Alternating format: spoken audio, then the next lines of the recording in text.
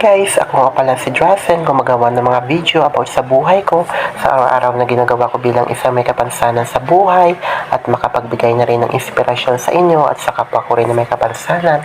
At kung na-appreciate nyo yung ginagawa ko sa video, don't forget to subscribe, like, and click the notification bell para maging updated ka sa aking mga susunod na video. Thank you and God bless to all.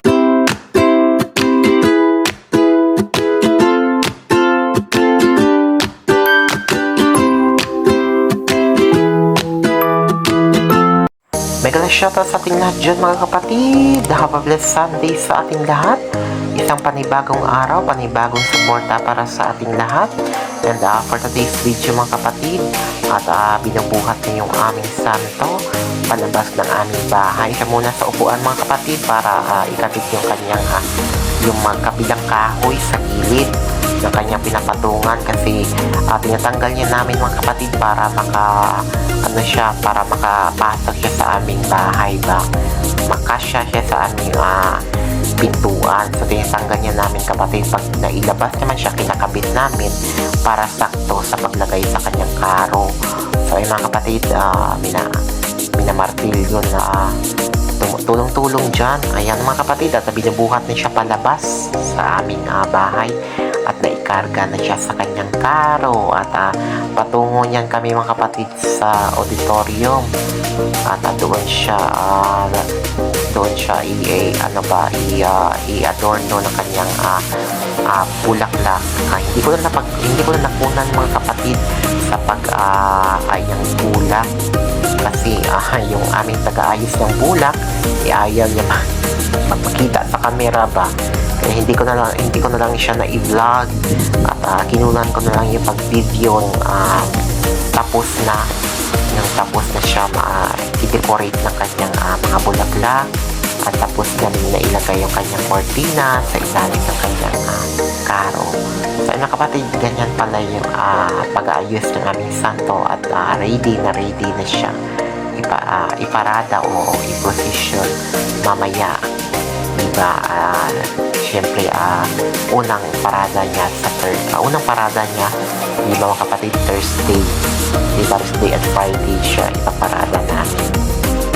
At tawag na Monday, Thursday at Good Friday, diba?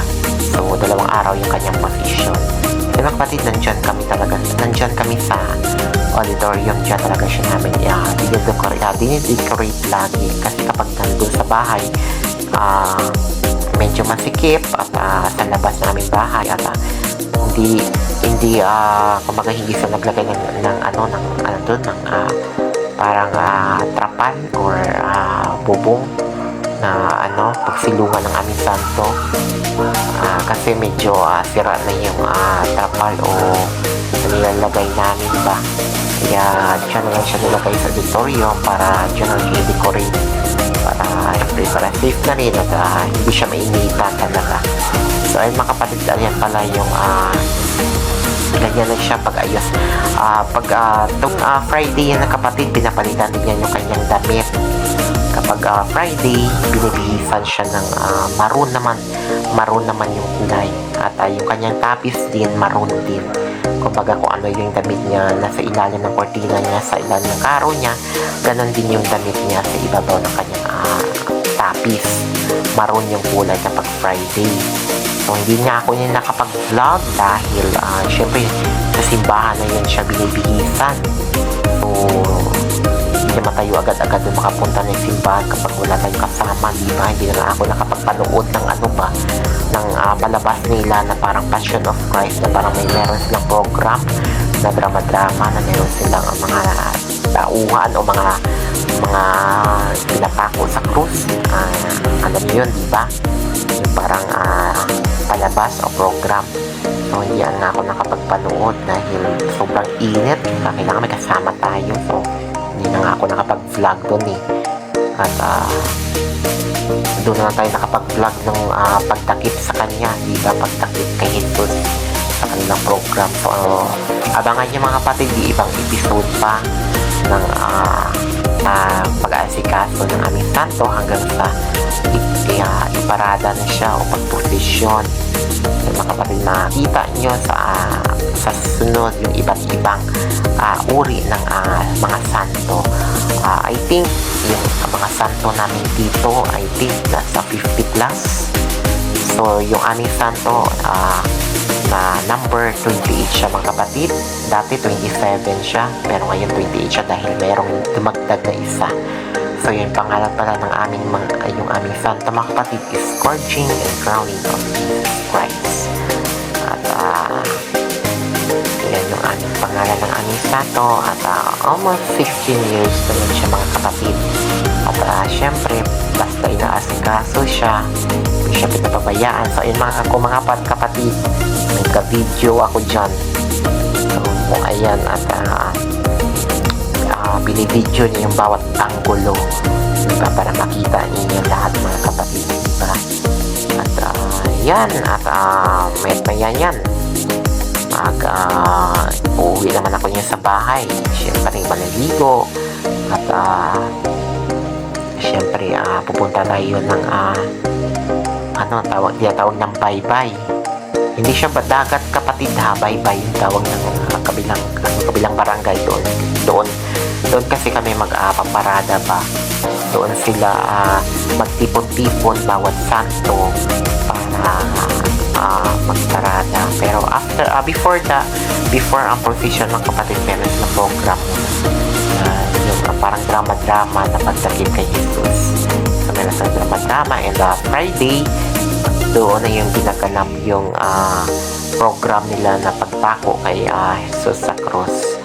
Hindi ko na yan siya na-vlog mga kapatid kasi hindi ako nakanood ng kanilang program. At grabe talaga yung init sa nung araw na mga yun mga kapatid. Nung araw na sinasanta, grabe yung init sila. Kasi summer naman. So yun mga kapatid, and first of all, gusto ko lang ulit magpasalamat sa Team Kuroda, sa lahat ng team founder ng Team Kuroda, especially kay Kuya Master Worm and Ate Ana Kuroda Mix Vlog, and sa lahat ng members ng Team Kuroda, thank you so much for always love and support, for always sharing blessings, sa kabutihan, kabaitan at pagtulong ninyo lahat sa akin. Maraming salamat mga kapatid. And of course, yung ating very supportive na team, walang iba kundi yung Team One Love. Sa lahat ng team founder ng Team One Love, kapatid pa B-Boys, kapatid Kitchen and Taste Vlog, kapatid RMG, kapatid Pretty Mayang, kapatid LP Virtual, kapatid Anhombre, kapatid Sara, kapatid Linta, sa lahat ng team founder ng Team One Love, and to all members of Team One Love, thank you so much for all the support and for always sharing blessings, and sa lahat ng kabutihan, kabaitan at patulong ninyo na sa akin.